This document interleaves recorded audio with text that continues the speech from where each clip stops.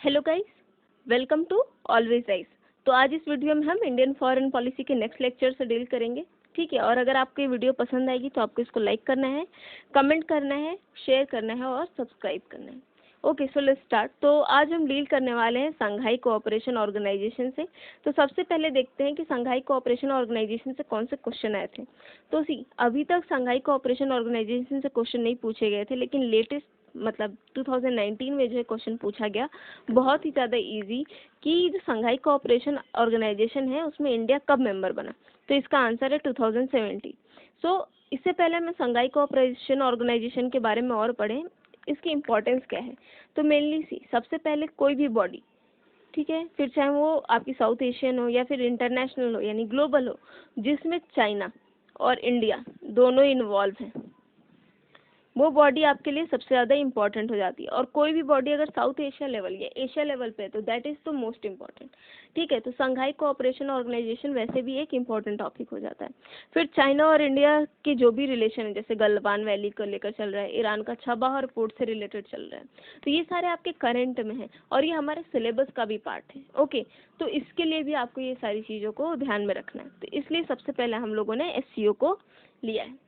SCO के बारे में जो चीज़ें भी हैं वो सब कुछ आपको पता होना चाहिए, क्योंकि इस बार जो है अगर एग्ज़ाम होता है तो आप एक क्वेश्चन यहाँ से एक्सपेक्ट कर सकते हो। Let's start.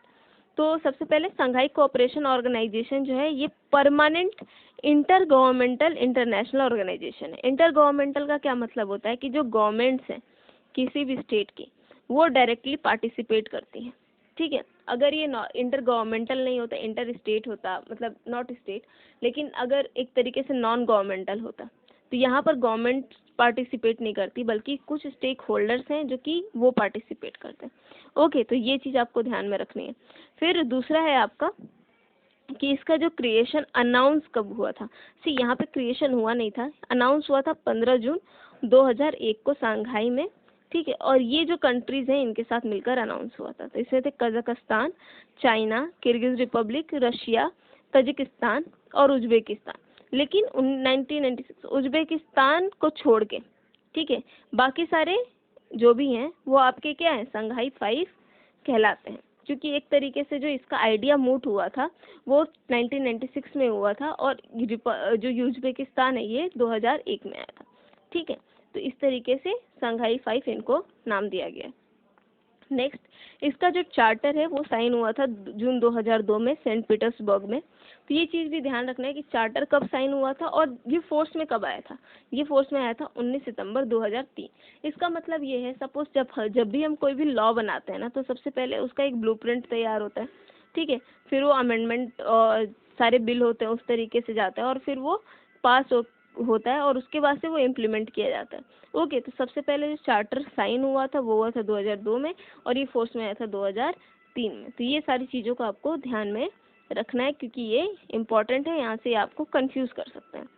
फिर 17th एससीओ समिट है वो जून 2017 में हुआ था अस्ताना में, और यहीं पर जो है इंडिया और पाकिस्तान दोनों को क्या किया था, फुल मेंबर बना दिया गया था।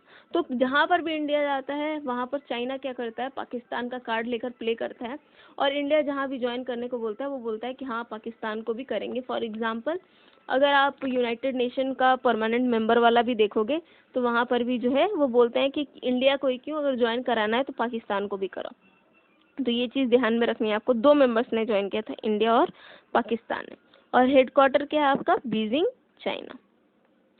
फिर इसके जो अभी फिलहाल में कौन कौन से मेंबर है, तो 6 जो हमने आपको बताया ओरिजिनल, और 2 जो है Republic of India and Pakistan.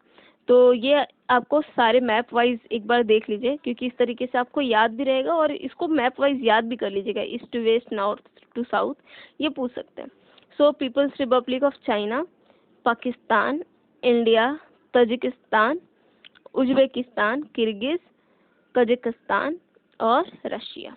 Okay, तो ये है इसका आपका मैप। फिर बॉडीज कौन कौन सी हैं, तो मेनली जो है 2 बॉडीज हैं इसके अंदर।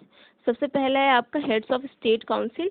ये जो है एक साल में एक बार मिलते हैं, और जो भी इम्पॉर्टेंट डिसीजंस होते हैं या गाइडलाइंस होते हैं ना इम्पॉर्टेंट मैटर्स में, इस पे ये लोग क्या करते हैं, एक तरीके से वो सारे डिसीजन को अडॉप्ट करते हैं, मतलब।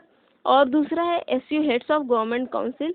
ये जो है ये सारे डिसीजन लेती है, मतलब कोई भी इम्पोर्टेंट चीज़ हुई ना कि किस चीज़ पे हमें डिस्कशन करना है, कौन से ऐसे इम्पोर्टेंट चीज़ें हैं, इकोनॉमिक चीज़ें हुई, इकोनॉमिक इश्यूज हुए हैं, ठीक है, और जो भी प्रायोरिटीज़ एरिया हुए हैं, ये सब डिस्कशन करते हैं। और साथ ही अगर इनका कोई भी मैटर है जो कि रिजॉल्व नहीं हो रहा तो उसको रिजॉल्व करेंगे। तो ये जो भी कुछ डिस्कशन करते हैं ना, mainly heads of state council उसको क्या करती है, अडॉप्ट करती है।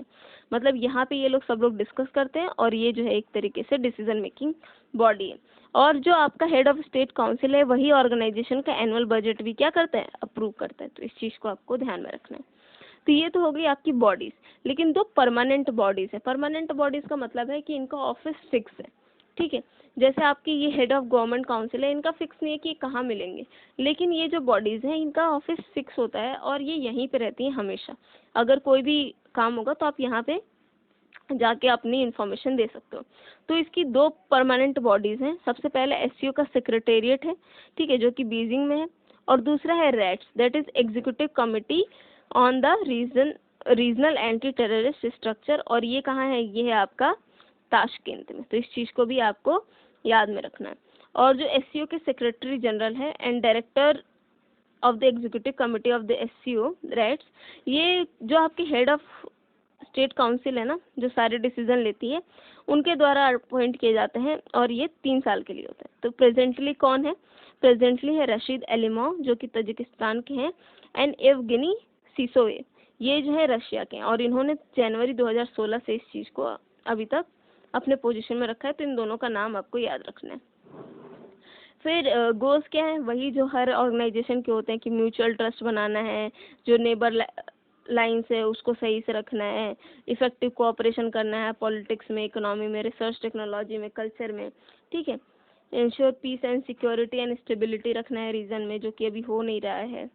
फिर moving towards the establishment of democratic fair and rational new international political and economic order. तो ये मेनली जो है एक तरीके से क्यों ऐसे बोला है, तो जो आपका यूनाइटेड नेशंस है ना या फिर आईएमएफ, ये लोग मेनली इससे बहुत दुखी हैं। कोटा सिस्टम जो है ना इनमें, इसमें यूएसए का पोजीशन बहुत ज़्यादा है, तो इसलिए इन लोगों ने इस चीज़ को यहाँ पर इंक्लूड किया है। And what are the other facts, तो इसकी 2 ऑफिशियल लैंग्वेज हैं। सबसे पहले रशिया और दूसरा है चाइनीज़। तो यहाँ पर आपको कंफ्यूज करने के लिए इंग्लिश में भी ऑप्शन दे सकते हैं कि English is the official language, क्योंकि जनरली हर जगह होती है। तो English is not the official language, आपको इस चीज़ को ध्यान में रखना है, ठीक है। इसके 4 ऑब्जर्वर स्टेट हैं, ये देख लीजिए आप, Afghanistan, Belarus, Iran and Republic of Mongolia. तो फिलहाल ईरान पे आपको ज़्यादा ध्यान देना है। ये डायरेक्ट पूछ सकते हैं कि इज इट अ मेंबर, क्योंकि बाहर पोर्ट वाला आपको सिस्टम पता ही चल रहा है अभी। फिर डायलॉग पार्टनर्स है 6, ये बहुत ज़्यादा इंपॉर्टेंट नहीं है बट जस्ट देख लीजिए, Azerbaijan, Armenia, Cambodia, democratic Republic of Nepal, Turkey और श्रीलंका। ओके, तो ये चीज़ें हो गई। फिर आपका नेक्स्ट क्या है, इसमें मेनली जो है एक तरीके से अभी फिलहाल में कौन सी सबमिट हुई है, तो 19 संघाई कॉरपोरेशन सबमिट हुई, वो आपकी बिश्केक में हुई, ठीक है, जून 13, 2019 में, ठीक है। और ये चीज़ आपको देखना है। और यहाँ पर प्रेसिडेंसी जो है वो किसने ले लिया, रशिया ने ले लिया। इसका क्या मतलब है कि जो भी आपका सबमिट होगा वो कहाँ पे होगा, रशिया में होगा, ठीक है। और मेनली वो टेररिज्म के लिए, कि काउंटर टेररिज्म के लिए होगा।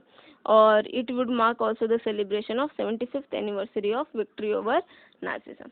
सो what are the main aim to establish SCO, तो मेनली ये सारे इश्यूज हैं। जो गोल्स हमने बताया ना उसको सिंप्लीफाई कर दिया है। Resolving border issues, security concern, military cooperation, countering terrorism, intelligence sharing, economic cooperation and cultural growth. यहाँ पर आपको इसमें कंफ्यूज कर देंगे मिलिट्री कोऑपरेशन में, तो आपको कंफ्यूज नहीं होना है। अगर आता है कि मिलिट्री कोऑपरेशन के लिए एमटीसीआर की तरह नहीं है, ओके, लेकिन इसमें भी जो है आपका मिलिट्री कोऑपरेशन है, तो इस चीज़ को आपको ध्यान में रखना है। एंड अगर आपको ये वीडियो पसंद आई है तो प्लीज़ इसको लाइक करके आप अपना कमेंट ज़रूर दीजिएगा। अगर कुछ भी आपको लगता है कि इसमें ऐड अप करने की ज़रूरत है या फिर कहीं पे कोई कमी रह गई है, या फिर अगर आपको अच्छा भी लगा है तो आप प्लीज़ कमेंट कर दीजिएगा, इससे हमारा मोटिवेशन बढ़ता है। And thank you so much. हमारा टेलीग्राम चैनल है, वहाँ से आपको क्या मिल जाएगा, ये सारी स्लाइड्स मिल जाएंगी। और हमारा एक ग्रुप है, वहाँ पे हम डेली एक क्वेश्चन पोस्ट करते हैं और ये क्वेश्चन आपके एग्ज़ाम के लिए सच में बहुत ज़्यादा इंपॉर्टेंट होते हैं। और जो भी इन क्वेश्चन को सॉल्व करते हैं, आई कैन गारंटी कि जब वो एग्ज़ाम में बैठेंगे तो उनको इसका बेनिफिट ज़रूर मिलेगा। Okay, so thank you so much.